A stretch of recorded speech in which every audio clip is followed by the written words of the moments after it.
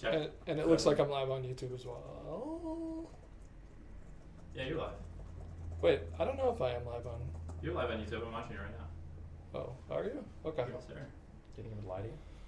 Well, welcome guys. We're in Milwaukee for a canvassing event that we're coordinating with Progressive Victory. Is anybody else working with us that we should shout out? I don't know if you can hear. Are we working with anybody else that we should shout out, or is it just us and PV here? Yeah, Stephen PV. Okay, great. I'm joined by Stephen, who is very consumed with his work on January 6th. No, I'm watching. Make sure the stream's live. Do I look fat? No, I'm consumed with you right now. Oh. What do you like about me? Everything. Be specific, though. I like the fact that you started off in gaming as an proud FPS player Yeah. who played Call of Duty. Lots of Call of Duty, Yeah. It's a very natural segue to go from Call of Duty commentator to interviewing a potential state senator. Yeah? It's, yeah, I think so. I like that you were in the gaming community and did politics, and you weren't a Gamergate or far right crazy guy. Yeah, the COD community is I won't get into it, but it's an interesting segue. They're pretty But wacky. yes, All the gaming communities basically went that way. Yeah. Yeah, 2014 was things got a little weird, and I feel like you can draw a straight line from like the Tea Party movement to Gamergate to Trump to Pizzagate to QAnon, and so on and so forth. We've just been iterating on craziness for the last 8 years, but that's one of the reasons why we're here. I've never been to a canvassing event. You've done like 5 or 6 or 7. Or 10. I don't know, quite a few. Do you want to set an OBS if the audio is only coming through on one channel? On OBS, you can right-click the little volume meter and set it to mono. That might help. Cool. So yeah, we're at an undisclosed location here in Milwaukee. We were going to do some canvassing today, but we decided to do it tomorrow to make sure that all the creators are here. Mm-hmm. It's going to be you, me, it's going to be Adam Mockler, Josiah, and I'm not sure if we have anybody else coming, but there's hundreds of us, and we're going to go knock on some doors. I've never done canvassing. Have you ever had somebody yell at you? Did it ever get awkward? In my personal feeling, the worst I've ever, I think, heard of or seen is either people will. Wait, is he? Are we? Can they hear us? I think we just went down. Uh-oh. What do you mean? Have we? Yeah. I'm not sure. I think Hutch just went down. No, you're live. You're good. Oh no, that's your phone. We're good? Yeah. Okay. Yeah, you just did it. Did the So, I'm sorry. So I think the worst you generally get are people that just don't want to talk to you. So they'll see you and they're just like, no thanks. And then they just like, you close the door and you go away. Like, that's it. Or sometimes people get upset if you knock in the middle of the day and they have like a kid sleeping or whatever. Mhm. But I've never heard of any horror stories. And most people are generally pretty receptive and pretty warm, even if they don't want to talk to you. Like, oh no, I'm okay. Like, yeah. Did you have a lot of good experiences in terms of people that wanted to engage and have, drawn out discussions about their concerns, prospective policies, these sorts of things? Yeah, I'll say that when we did door knocking in Savannah, the stereotype online is that like young people or especially like black voters like are disengaged from the system because they hate it so much because it's been so bad to them and everything. And when I went door knocking in Savannah, like every single like black voter door that I went up to, I don't think I got a single person to sign up to vote because they all knew the voting dates. Often it was the wives that would answer the door and they would joke that they'd like drag their husbands down to like register. Like they were very big on and very protective of their vote and knowing the dates and making sure they were showing up to the to the polls to like do everything. So it was cool. I got some answers when we were in, oh God, where did we canvass last? I lose track of the cities. Wherever we went to canvass last, the amount of people when we knocked on the door to ask like because part of what we were asking about is what are the big things that are motivating you to vote. One answer was not as surprising. Was it Ohio? It might have been Cincinnati. One of the answers that wasn't as surprising was abortion. That was a big motivating factor. But a second one that was kind of surprising was a lot of people like, oh, democracy. Which that sounds like an online, I wouldn't expect to hear like normal, ordinary people say that. But yeah, a lot of people felt apparently motivated by that. So I thought that was cool. Well, you guys did a lot of really good work back in 2020 for the runoffs, right? I hope so, yeah. We So did it, I think so. if you guys forgot, I mean, 2020 we won the presidency, but the Senate was up in the air up through January for these 2 runoff elections, and I think DGG, you guys knocked on how many doors? Wasn't it like 200,000 or something like that? I don't remember. It was a lot. Between all the events, we knocked on a lot of doors, yeah. And both of those candidates in Georgia ended up winning by very slim margins. Yeah. So. I don't think enough that I could say concretely that we won the election single-handedly, but I think we made a difference, a little bit of a difference, yeah. So, and every indicator for 2024 shows that these Rust Belt states are all going to be close. I think in the aggregate right now, Wisconsin is 2.1 points, Michigan 2.1 points. It's all very similar, but it's these are very close margins, and if it's just one polling error in one way or the other, it could be the difference between a Kamala landslide and a Trump landslide. So yeah, man, I hope the election can't be close. It can't be close. It's gonna be really bad if it's close. Well, I don't know if we're in the same amount of danger that we were in 2020 because Trump had the presidency to sort of use that power and jockey for whatever outcome he was looking for. But there's, potential for shenanigans for sure. Yeah. And you've been working on the January 6th document for how many months now? For like 3 weeks. Calm down. Okay. But I feel like you've been on your January 6th arc for at least 2 or 3 months. I've been doing a lot of reading. Yeah, there's just a lot of stuff involving it. But then there's also like because I was trying to stream and like do news and everything too. So now for the past like week and a half, I've been like hardcore fixated on just like writing everything that I need to for this upcoming thing. But yeah, well, the difficult thing with January 6th is that there are so many moving parts. Like it's obviously not just to do with what happened on January 6th, but in the 2 months leading into it, there was so many things going on behind the scenes. And I don't know what you've encountered. I was really interested watching your focus group that you did with those 4 YouTubers. Yeah. And I felt like that was a really good representation of sort of like what the median voter knows about what happened, which is, Nothing. Yeah. It's really January 6th itself isn't actually, in my opinion, that big of a deal. Like just the day, it was all the stuff leading up to it that caused that day to happen. Yeah. That's like the like I have ideas for how I want my video to play out, and I think for the day of, I don't think I'm going to say anything. I'm just going to like roll a lot of Trump's speech at the ellipse and like what was going on like with all the rioting at the actual Capitol itself, because like everything culminated in that day exactly as they wanted it to, and all the crazy stuff was the build up to it that nobody really knows anything about. But right, yeah. And we have an opportunity.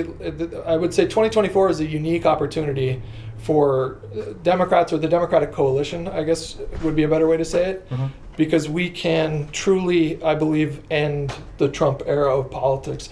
MAGA will persist, and it will change, and it will turn into something else. Yeah. But I do think that Trump single-handedly is responsible for a really good deal of what is wrong with American politics right now. I'm a little worried about Vance, I suppose. I don't know if you watched the debate, but I mean, if you take substance out of the discussion altogether, I thought he was kind of impressive in that sort of setting. He's a good he can speak well. He's a good politician. He knows what he's doing for sure. And he's like Neo from the Matrix, like bobbing and weaving through a lot of those questions. Yeah. He did a really good job at avoiding basically every single challenging thing. Yeah. Right. But for the time being, if we can help them get over the finish line, obviously Wisconsin is a crucial part of this coalition, and if we can get them over the finish line, then we can end this Trump chapter. And whatever it turns into next, we can cross that bridge when we get there. Yeah, but I said that last time, that like if Trump lost, I think we're done. I don't think he'd run again. I hope if he loses this time, there's no way. But I don't know, actually. In 2028. Who knows? He is currently, right now, the oldest presidential candidate in history. Yeah. If you take Biden out of it. Yeah. And he will be... 83 by the time that comes around. But we're not here just by ourselves. We're actually joined by a potential state Senate candidate here. Would you like to come over here and introduce yourself and talk to us a little bit about what's going on with you? Absolutely. Thanks for having me. But yeah, I'm Megan Locke, as we discussed a little bit before, but I'm running for state Senate here in Wisconsin for District 28. And that's not too far from here, actually. It's about 10-15 minutes, depending on where you're going.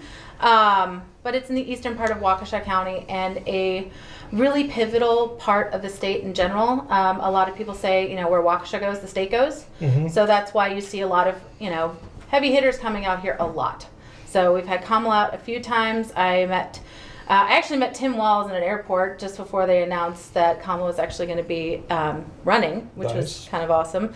But yeah, I recently met his wife, and then the second gentleman was out here, Mr. Doug Emhoff. So all sorts of good things happening. So I don't know a lot about state politics, local politics. My bag is more national politics, and and we can get into sort of like the statewide issues. But what I want to lead by asking you, about how. So obviously we've seen a sort of insanity creep into the Republican Party in the mainstream. We have people like Marjorie Taylor Greene, who is not just a sitting member of Congress, but she's one of the biggest fundraisers for the entire party. And I'm curious to know if you have anecdotally experienced this level of craziness seeping into state politics. Yes, in unique ways. So it's kind of multi-level because it's happening in kind of pervasive ways that a lot of people aren't paying attention to. And a lot of that is with, the legislature going on with Robin Voss, and just a lot of people are upset about Wisconsin politics in general, with what's happening in the schools, what's happening with our budgets. You name it, they're upset about it, but they're not remembering that our legislature as it stands right now is majority Republican. So all of those things that are being shot down that aren't actually coming to fruition, or bills that people actually want, aren't happening because it's so partisan right now. And how does that happen? So if you can have like give me a policy that you think that you were suggesting is popular but is being blocked by Republican Party. And I guess my follow-up question to that would be, why do you think that they're able to get away with blocking sort of broadly popular things? Sure. One of them would actually be in the opposite of blocking it, actually, that it's happening, is the voucher system. Are you familiar with any sort of school voucher system? A little bit. Yeah. Not much. So basically, from what it is, from a 50,000-foot view, is that you have school choice, which is seemingly a very good thing, right? So if you're in a socioeconomic space that's not great, you can go to whichever school you'd like to. Ultimately, what it's used for is people who want to send their children to private schools on the state's dime. Gotcha. Yeah. Okay. So that's one of the things that I'd actually like to pull from our system. Yeah. Because private schools are all well and good, but they shouldn't be funded by public dollars. I also think there's a really bad incentive there. It says something that you don't want your child to go to this school and you want to move them to another district. Why can't we fix this particular school? Exactly. What's going on with that? Yeah. I don't know if it's the same across the entire country, or if you guys have the unique problems here, or if it's a ubiquitous problem. But I know in Omaha is where I'm from, and they had an idea for a while that immediately died. I think they just called it like one school district, but the idea was, what if we just pooled all the money and we just had like a uni school district? We'd still have kids going to different schools, but like the money was shared basically between all the schools. And for obvious reasons, that gets killed immediately, because like, hold on, I live in a big house. I want my nice kid to go to a rich school, and I'm not going to share my money with the people in North Omaha or South Omaha. It's very frustrating to see people play games with schools. Right. Well, and it's even more nuanced than that, because I'm also on the financial advisory committee for my daughter's school district. And the way that they actually configure how many dollars go to each student is heavily decided on by each district as well, in concurrence with the municipalities. So it just keeps getting further and further divided. And a lot of people, what I think is really funny is that they'll be public educated, and they'll be like, they'll have their, good, bad, otherwise points of view on their experience, but then others down the line and further generations, they're like, I don't want to give my money to the public schools because of whatever reason. I hate paying taxes for A, B, and C. But it's just like, if we want to start actually considering how we are educating our future, we actually need to pay into those things. Because I got a public school education, and it was a very good education in many ways. There are a lot of improvements that still can be made, because my daughter happens to go to the same district that I grew up in. And it really just comes down to thinking outside of individual thought, because a lot of people are like, oh, I suffered growing up, so you should suffer. When really it should come down to, how do we actually improve that so people don't suffer the same way that you suffered, however that may have been? It sounds dumb, but sometimes when you talk to people, I was going to say older people, but I guess I qualify now. When you talk to adults about like changing systems for how students or children are growing up, a lot of it comes across as like hazing, where it's like a Right, like a rite common- of passage almost. Yeah, like Common Core was a thing for a while that people talked about like different ways to learn math, and teachers and like parents were like, no, we had to do it this way, so now you have to do it this way. Or we had to suffer this particular thing. We didn't have free meals, or we didn't have this. And it's like, okay, well, that sounds like it sucked, mom and dad. Does it have to suck for me too? Like, why would you, that idea of, well, I suffered through something and you have to suffer through it too. Like, it makes sense when it's a noble thing, like you had to learn how to do chores. But when it's just a thing that sucks that you can improve, it's very frustrating that people will like fight against it. It's like like you said, like a rite of passage.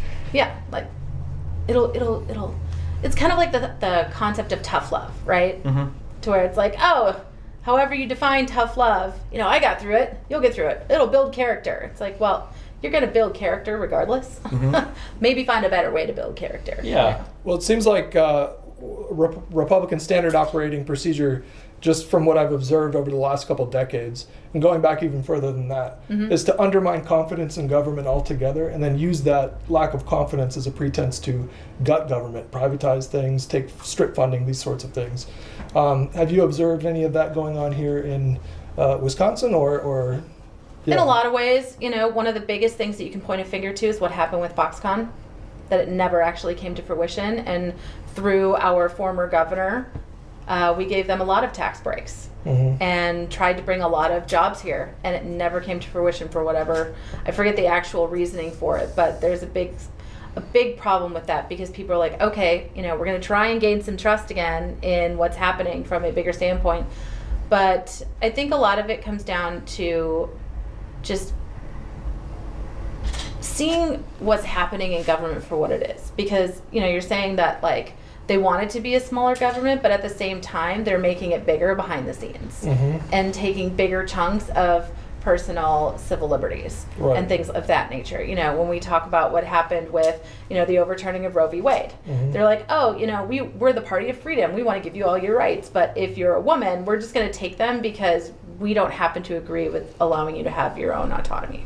It's very much like I call it like a moral toolbox, where you pick and choose based on what you're talking about. And it's like, if we want to talk about the government restricting your ability to pursue individually the right to own a firearm, this is like the most important thing in the world, but we have to restrict the ability of the government to act. But if we're talking about getting an abortion, well, now actually the government should restrict you as much as possible. And yeah, that idea, the arguments for like small government or whatever, are very much like picked and chosen based upon what the actual talking point is. It's very frustrating to deal with. Yeah, it's very much the do as I say, not as I do party. So as somebody that is running for state legislature, for the state senate, what is, when you're talking to people, I don't know if it's the same in the areas that you speak to, but it feels like, at least online, and maybe it's because we are online, you have national level politics and that's it. Nobody cares at all about state level politics. How do you get people interested or engaged at the state political level, where the most important stuff for your state actually happens? That's a really good question, because I was actually trying to pose that question to somebody recently who is a, hardcore conservative. I met them at a street fair, and I was like, don't you worry about where your money goes. You start to get on the level that they're at, right? Trying to understand what really makes them tick outside of national politics, because it's just like everybody has a big opinion about taxes, whether to pay them or not, and where they go, but then they don't actually pay attention. And then they talk about transparency, and that's the big thing with like local politics is they don't understand where their money's going, and then at the same time they're going to complain to you about the roads. They're going to complain to you about public education, and trying to understand what that means to them from a dollar standpoint. But then coming back to that guy, I was like, oh, don't you want to know how much we're spending on education and your roads, making sure that, we have the infrastructure we need so that you can actually get to work? No, I don't care. Yeah, it's very contradictory feelings where not to, pick and choose a certain political side, but there was a lot around funding, defund the police. People will say, this is what I want. I want to increase training for all police officers. I want body cams on everybody and the people to manage the video servers. And I think that there should be better qualifications for becoming a police officer. I want to strip their funding. And I want to cut the funding at the same time. It's like, okay, well... Right. Yeah, we can't do all of these things at once. You have to pick and choose. Yeah, or people will complain about property taxes being too high, but like my kid's teacher only makes like, $40K a year. What's going on here? Like, this is Where insane. Does that come from? Or gas tax, like we need to bring all this down. We got to get rid of this to lower the cost of gas. Why is it, I don't know what your guys' roads are like, if there's a whole Western thing or just Nebraska, but potholes are like the number one killer of your bank account if you break a wheel or pop a tire or whatever. Yeah, so people complain about the roads, but then they complain about every form of tax as well. It's very frustrating to have the pressure on both sides. And then when people are thinking like, how do we fix our police? How do we fix our roads? How do we fix our schools? Well, we need to talk exclusively about the presidential election and maybe the federal Senate and Congress. And you can observe, and that's it. You can observe that happening at the national level currently, where there's these instances of Republican congressmen that are complaining that there's, according to them, a lack of sufficient help in North Carolina and Georgia and Florida with the hurricane. And then you go and dig into their voting records, and they voted against the last round of FEMA funding. Last 2 rounds. Right. Yeah. Mm-hmm. So. Yeah, it's very bait and switch with how people actually want to talk about things, because when you start to dig into it, you start to understand that Republicans as a whole care about the Republican Party. They don't care about the people that they're influencing. And unfortunately, because the religious right falls into typically the Republican side of things, a lot of people vote with their heart. And I've got a background in marketing, and that's what I do full time. So I look at everything from a psychological standpoint on why people make the decisions that they make. Typically, they're illogical. It's a feeling, not necessarily a thought. And that's why when you go canvassing and you ask somebody, even if they are paying attention, like, what is most important to you when it comes to local politics? One, they don't know what you're talking about when you say local politics. Because I think a part of that is the media doesn't spend nearly as much time on it, because it's not as salacious, right? Like when you say, oh, I'm going to go follow Megan into the State House, how boring is that? Up until the last 8 years, nobody paid attention to debates. Yeah. Unless you were actually somebody who found that interesting, because typically they're boring, because legislature is. But there's a lot of ways. As a part of my full-time job, I also work for a software company that helps out local civic government through their solutions. And a lot of what's happening, especially post-COVID, is what's happened to the retail industry, right? Everything went from brick and mortar to online over about 15 years. But because of COVID, that happened in a span of about 2 years, because all of those services that you had to go down to your local city hall to get, you now have available online. So a lot of that also has to do with all of the local meetings. Everything is done through Zoom or some sort of video platform. Could be very much similar to what we're doing now. But then it's all archived because it is government and it's public knowledge. You can go back and you can actually watch those if you don't have the capacity as a parent of, let's say, 3 children, 7 o'clock at night. You don't want to go down to local meeting hall. And that's part of the problem with people not paying attention to local politics, is because they're very involved in their own personal lives, which happens. I'm 39 years old. I've got a 7-year-old. I just have a personal interest in these things. Most people, their personal interest is making sure they get through the day, being able to feed their kids, get them in bed without too much of a ruckus, and then start it all again tomorrow. Yeah. So they don't really have the time of day to really spend on it. Well, you mentioned people being in their feelings. I see it as an issue of identity. I feel like politics has become really intertwined with people's identity. Oh, yeah. Especially since you mentioned COVID. I mean, it started during the Trump era, but escalated to an extreme degree from COVID. How do you think the Democratic Party should strategize in terms of acclimating to this new sort of dynamic? Do you think we should be trying to pull some MAGA people back from that ideology, or do you think we should be trying to activate maybe otherwise disengaged voters? Do you think we should be spending more time energizing our own base? What are your thoughts on that? I think it's a combination. I think trying to change the thoughts and ideals of people that are truly MAGA is a waste of time.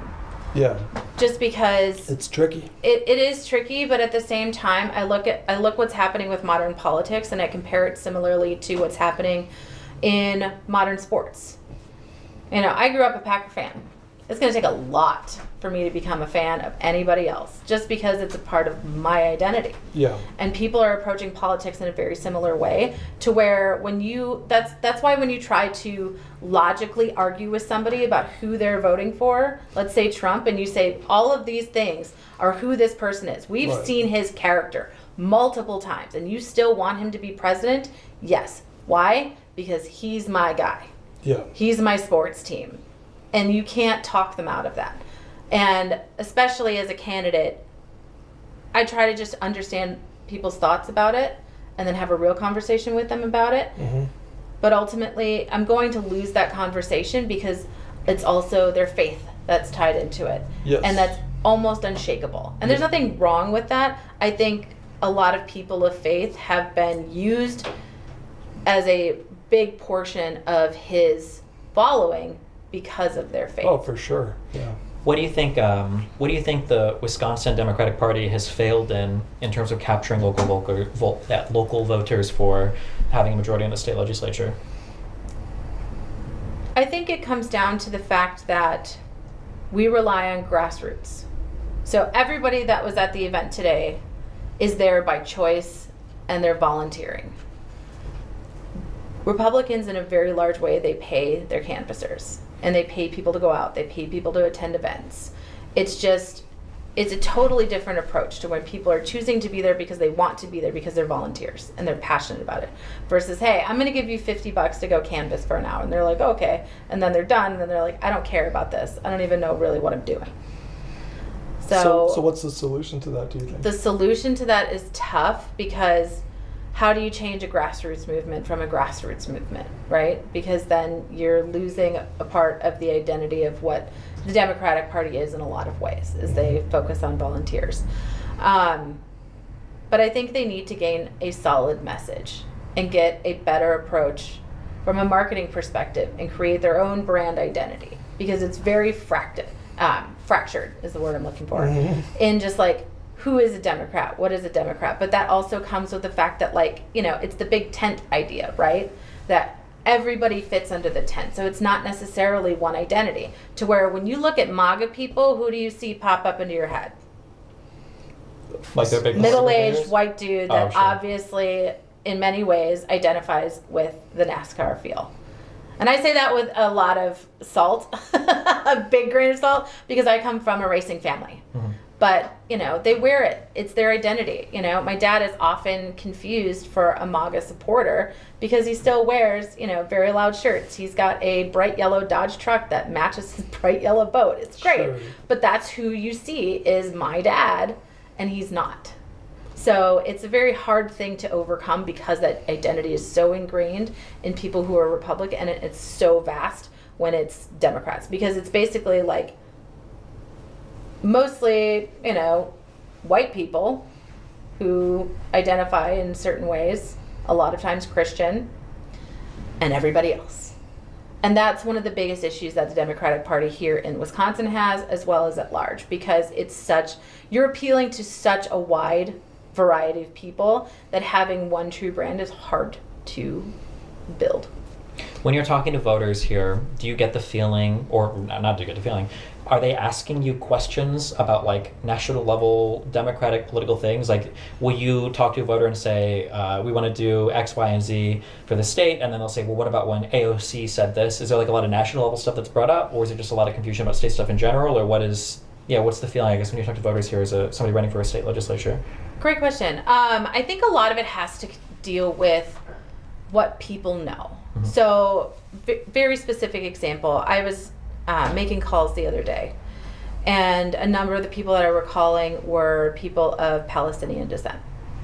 And their biggest frustration right now, of course, is what's happening in Israel and Palestine, and it's a very real thing. And I also have, you know, close family members that have ties with Palestinian people. And they're losing faith in our government right now because they aren't sure what direction we're going to go. And of course, based on all the history that's there as well. But talking with them, they're frustrated with me because I'm on the phone and I'm someone they can talk to, right? Mm-hmm. That is aspiring to be a part of government. Mm-hmm. And then at the same time, I'm a state legislator. And it really comes down to me saying, all I can really do is petition our congressman to do something. And that's about it, unfortunately, because that's not my job. Mm-hmm. But in that moment, you sort of represent the frustrations that they have because you're a part of the party mechanism then. Absolutely. Yeah. You know, I'm a part of the government, and that's a choice that I'm making. But at the same time, it also comes down to people understanding civics and saying, oh, you're running for government, it's all one, when Right. really it's not, you know. But people don't understand most local and state government, and it's unfortunate. But I think also it's because, you know, coming back to my statement before, is it's not a part of the media. People don't see it every day. You know, they see AOC out there and they understand, okay, I can get what she's doing. But then I've got this Megan chick that shows up to my door and she says she's running for my state. When I originally was running, I started running for assembly and then I switched over to Senate. People didn't even know what assembly was. And it's kind of like, okay. Because just the knowledge isn't there. You mentioned being involved with your children's school. In what capacity did you say you were a part of that? Yeah, so I was the marketing chair for the Parent Teacher Association, but then I am also a volunteer for the Financial Advisory Committee. So really that just helps broaden understanding of what we're doing from a financial standpoint for the school. So I'm really curious to know if you have observed any sort of like bleed through between this sort of like post-libs of TikTok world that we live in and the craziness that we saw in news stories in schools and school districts around the country. Have you seen any of that bleed through here in Wisconsin? And if so, what was your experience? It's one of my platforms. So there's a political action committee called WISRED. Their whole job is to fund school board races so that they can inject their political views into Wisconsin schools. Mhm. To the point of this last election in April, 80% of the WISRED representatives that were on the ballot in Waukesha County were voted into office. And these are people that are basically moms of liberty in Wisconsin. And, you know, they're anti-LGBTQ, they're anti-book, they are, you know, trying to really dismantle boards in general, because there were a number of people who, you know, personally identified themselves as conservative on those boards for decades. And because they didn't want to go the WISRED route, they said, okay, fine, we're going to take your seat. And then they did. And it's just taking national politics of not paying attention to individual needs on a school level and saying, we're going to make this about us and not about the kids in school. And that's one of the things that I would like to take from a state legislature approach, is not having political dollars in our school boards, because they're supposed to be nonpartisan. Mhm. Because at the end of the day, it's supposed to be managing a budget so that you can, you know, take those tax dollars and use them for what they're intended, but also taking care of the kids in the school. Mhm. Because also one of the big things that's hit a national stage in Waukesha specifically has been removing rainbow anything, Mhm. because that's political and that's creating an unsafe space for children. And I was like, it's doing the opposite, but okay. Mhm. So yes, I've seen it on a very specific level, and it's the frustration that I feel as a parent is what's also more frustrating, because it comes across as I'm looking out for my children, because the seed has been planted in their mind that people of the LGBTQ community are not good people for various reasons, or they're going to harm my child, or they're the ones that are causing kids, you know, to be a different gender, right? Yeah. Or self-identify however they want to be, when it's like, well, that's in your kid. And while there might be societal influences, part of that comes to the fact that it's more accepted now. You know, it's the same idea of left-handed kids versus right-handed kids. Suddenly Right. you saw things shoot up in, what was that, the 60s? Yeah, it was yeah. finally acceptable to be left-handed, and they're like, there's all these left-handed kids. And it's like, well, that's because they're not being slapped for Sure. using their left hand. So it's the same Yeah. concept.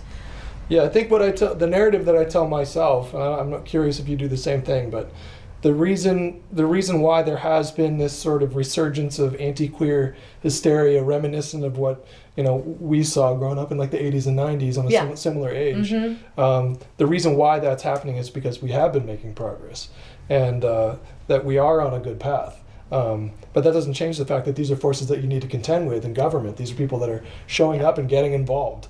And, you know, bless you for doing the work at the state level, because I'm not. I'm very much disengaged with California politics. So it's interesting to hear about It's your tough. experience. Yeah, and even from my experience, a lot of people are like, okay, you work full time, you're a single mom full time, like where do you find the time? And it's like, well, it's because I'm passionate about it, but I'm also pissed off. Sure. I'm pissed off enough watching other people not participate that it's like, okay, we need to get some real people into these places to actually take it from, whether it be, you know, the computer screen or the interwebs and where that rage is hiding, and bring it out in people and funnel it into some positive things.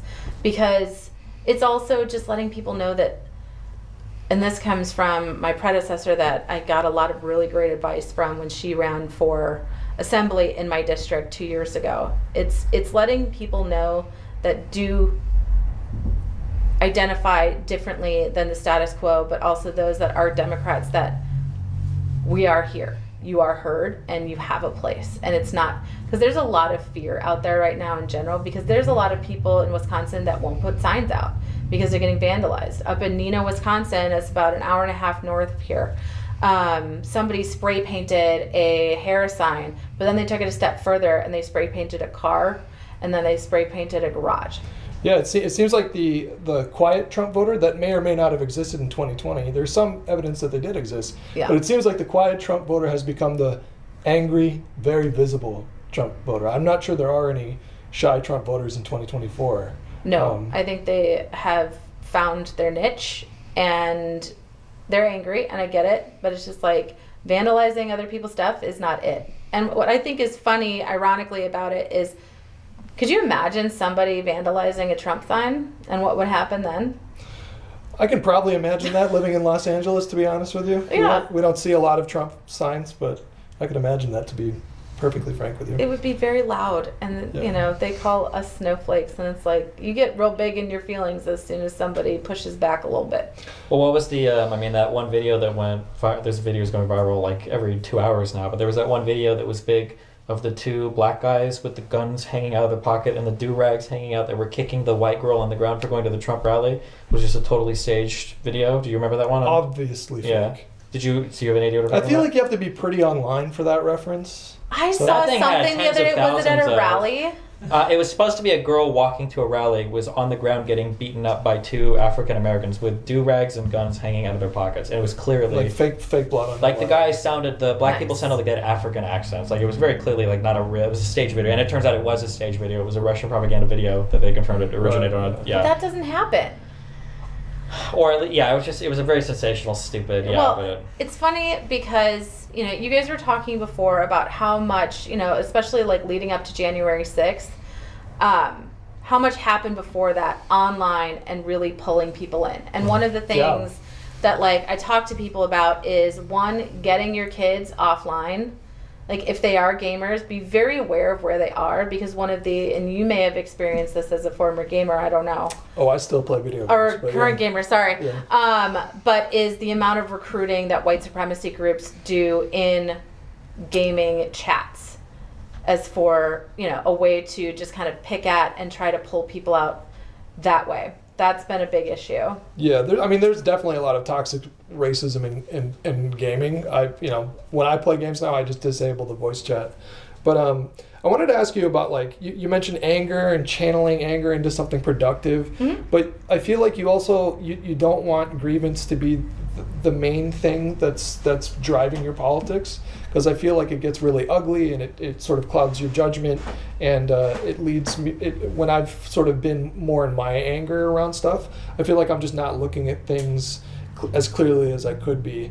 I'm curious, do you take steps to sort of like intentionally inject optimism or hope or joy into what you do, or are you just using that anger for most of your energy these days? You can't, because it's not sustainable. With the anger, you You mean? put going with anger, no, it takes way too much energy. Anger from the standpoint of, I'm not going to let this happen anymore. Sure. And then finding a way to, the best way to look at it is finding the joy, you know, because deciding to become a politician is tough, because you become a part of everybody. Because the true concept of being in public office is a place of service. And I think a lot of people forget that because they see it as a position of power. And yes, it absolutely is a position of power, but it's a power to serve your residents. And so I need to make myself accessible. And part of that is finding the joy in talking to people and understanding, you know, what they love about where we are, you know, in Waukesha or, you know, the various areas that I represent. But it also comes down to setting an example, you know, for my daughter and then for people around me is, yes, you know, acknowledge your anger because anger is going to be there and everybody you talk to right now is angry about something. Yeah. But then it's like, dig deeper. Where's that anger coming from? What is it that's causing that anger? Is it the fact that you don't like your job? You feel like you're paying too many taxes? Your school isn't doing what your school needs to do? Use that as a fuel to make some better choices and do it by finding what is driving other people, but also, you know, like I was saying, setting the example for my daughter, showing her that, okay, yes, do the hard things, be the change you want to see, as corny as it sounds, but at the same time is I wouldn't be here now talking to you, you know, experiencing this. I wouldn't be talking to nearly as many people in my community because I'd be focused on what's happening in mine and my daughter's life and understanding, you know, the various impacts that I can personally have. That's inspiration in and of itself. Well, that sounds like a noble goal, and I agree with it in principle. Where I struggle is when you say look deeper and try to find out where people's anger is coming from. I don't know what to do when somebody comes at me and tells me that they think Democrats are literally sacrificing babies and I get told that almost daily. Doing blood rituals. I don't know how to see what's at the bottom of that and treat that with like sympathy. I just get confused and draw a blank. Spend more time around religious people as a whole and understanding where their thought process comes from. Because somebody who says that to you is somebody who's deeply ingrained in their church, who has very, very strong beliefs on things. And you're not going to get through to them, but also, is it a conversation you want to have? Maybe, maybe not. But also you can ask them, why do you think we're doing that? You know, turn the question around. Instead of it being an accusation, you know, you take a breath and you say, why do you say that? What makes you think that? Right. That doesn't seem like a big mystery to me in terms of like why they think that. But also, yeah, no, I mean, you it's know, good. It's good feedback. It's just really difficult for me in practice. It's something that I'm working on, but well, we're all a work in progress. It's not going to be immediate. You know, I still get really defensive when somebody calls me a baby killer. Like I can feel it in my body because I know how false it is. Right. But at the same time, that's not me. I know who I am and I know who I'm not. That's a mild insult by internet standards. Oh yeah. Yeah. So. Oh yeah, I've heard them all. Were you saying that we were going to wrap it up here? Switch guests. Switch guests. Yeah. Okay. We've got some people waiting. Well, thank you so much for Thank coming you. on. It was and great telling us meeting about you. Wisconsin Appreciate the politics. conversation. Good luck in your race, yeah. Enjoy your afternoon. Thank you. All right, you carry it just for a minute because I'm going to go to the bathroom real quick. I'll be right back. 1 second. Who's the next guest? Just went outside. Wow. Also funny that you thought that he could understand. Switch it up. What else would this mean? I don't know. Switch seats or look at the different. I have no idea. Switch seats? I don't know what the fuck this. Fire drill on the What? couch? I gotta run to the bathroom, yeah. Really? Yeah, because like my angle of her is not very great, so I thought you were asking me to switch her around. Okay. Are we still live? We're still live. Oh, thanks for telling me. hot, right? What? Are the mics still hot? Am I gonna end your stream for 2 minutes? Are the mics still hot? Yes, mics are See, still hot. the mics are still hot. There you go. That's why I asked. It's good. Well, Well, what? Do you need water or anything while we're up here? no, I'm good. Thank you. You're good? Do you need water? I've got a sandwich right here. I'm great. Okay, and that's all you need? Mm-hmm. Thank you so much for coming Oh back. yeah, thank you. I can't eat it until we're done, otherwise everyone's gonna hear me. True. Nice to meet you. Who's this? Oh, It's just this needs to be some more online exposure out here. It's all about the details. all about the details, baby. Why don't we talk about what type of shotgun microphone this is? Chet loves these conversations. And If Mic you don't talk. pick.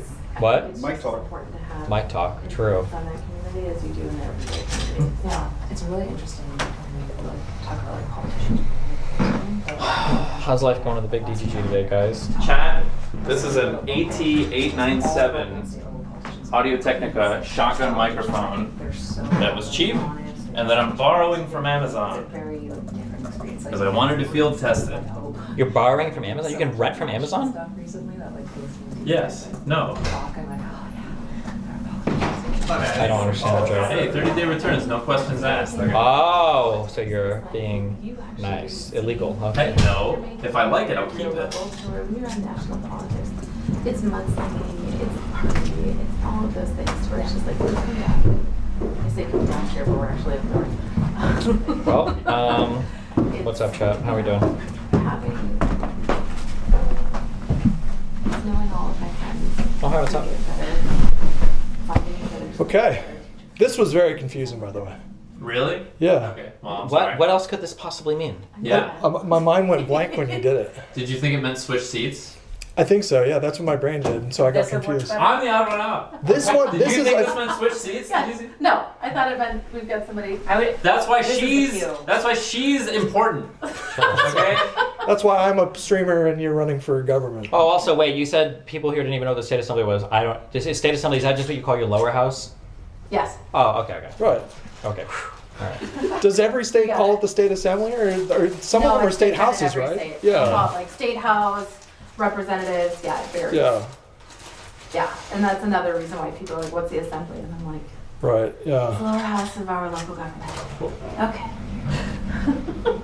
They're still laughing at the switch seats. Was he the next It'll be, guest? it'll be good. Was You he mentioned that next? civics thing, and something that's very frustrating to me. I noticed when talking about a lot of issues in the United States is a lot of it, if people just had a better understanding of, I call it, I just say basic civics. Like some stuff is immediately not okay, Well, but if people even- don't even know, they're like, well, what's the big deal about this phone call or about this guy saying this or whatever? It's like, well, this is like a huge subversion of what's supposed to be happening. It's Yeah. a really big deal, but yeah. Right. Or even, everybody having an opinion and being like, Kamala Harris has been in office for 4 years. I was She's gonna the use that VP example, yeah. friend. Yeah. She's been basically gutted. But also every single talk about her too, because people say like this, the turnover at her office compared to Trump's cabinet. This is the office of the vice president. These roles are a lot different than your cabinet, who are your department and office heads that are a way bigger deal. Like, why would you even compare these? It's like saying like, why would you trust, or this guy would be a bad CEO of this company because this McDonald's, staff had a turnover rate of 50%, and then compare that to like the CEO and like the whole executive board or whatever. Yeah, It's sure. like it's such a dumb. There's so many dumb. It's just like a lack of civics understanding too. Yeah, it drives me insane. And a lot of it is Fox propaganda, just pushing it. Yeah, that And yes. they're like, we're just going to put this out there and everybody's going to regurgitate it. Yeah, and it works. Yeah. Yeah.